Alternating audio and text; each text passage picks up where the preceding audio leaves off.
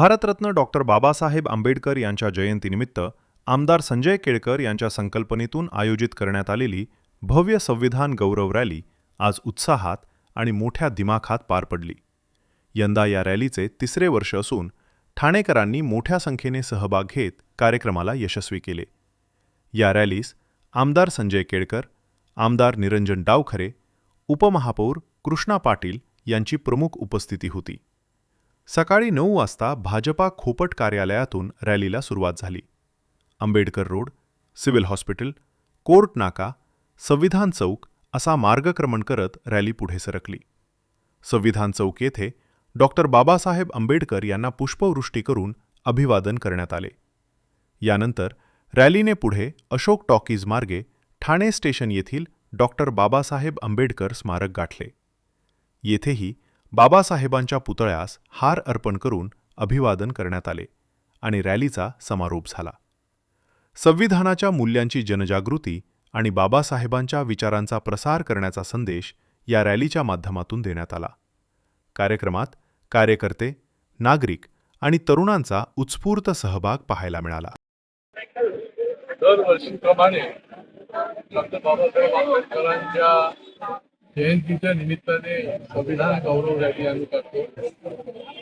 त्यांनी जी देशाला दिली प्रकारे घटनेचे शिल्पकार असे महामानव डॉक्टर बाबासाहेब आंबेडकर यांना हे एक प्रकारचं अभिवादन आहे, त्यांचं स्मरण आहे आणि त्यांच्या प्रती कृतज्ञता व्यक्त करण्याचा हा दिवस आहे असं मला वाटतं.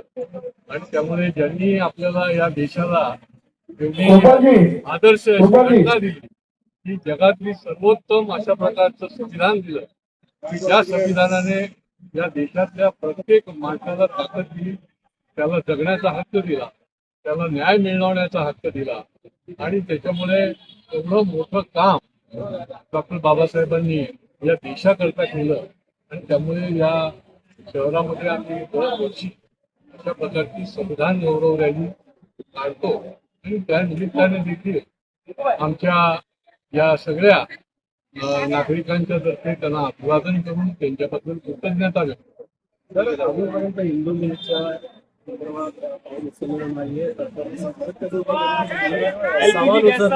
संसदमुळे कामगार देखील कमी भागते, त्यामुळे कामाला जातो दिरंगाई होते.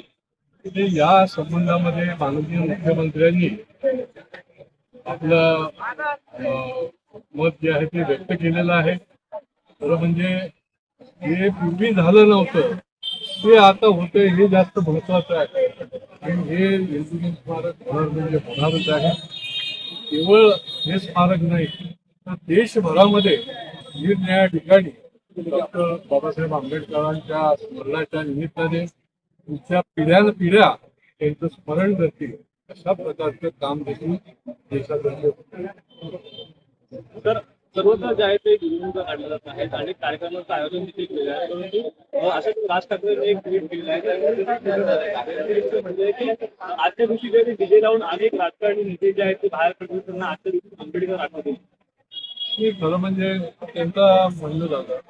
परंतु आपल्या बाबतीत म्हणायचं झालं तर बाबासाहेबांनी जो प्रबोधन केलं, जो विचार दिला, त्या संबंधामध्ये देखील निरनिराळ्या कार्यक्रमाचं आयोजन करून किंवा निबंध स्पर्धा आहे निरनिराळ्या विद्यार्थी दशेतल्या विद्यार्थ्यांच्या करता या संविधानाच्या बद्दल डॉक्टर बाबासाहेबांच्या बद्दल स्पर्धा आयोजित करण्याचे अनेक कार्यक्रम जे आहेत ते आपल्या माध्यमातून संस्थांच्या माध्यमातून केले जातात. बुद्ध विहारामध्ये जाऊन देखील निरनिराळ्या कार्यक्रमाचं आयोजन केलं जातं आणि त्याच्यामुळे हे त्यांचं मत झालं असेल. परंतु आमच्या बाबतीमध्ये आम्ही अनेक प्रकारचं त्यांचा विचाराचा जो वारसा आहे तो वारसा या देशाला विकासाकडे देऊ शकतो.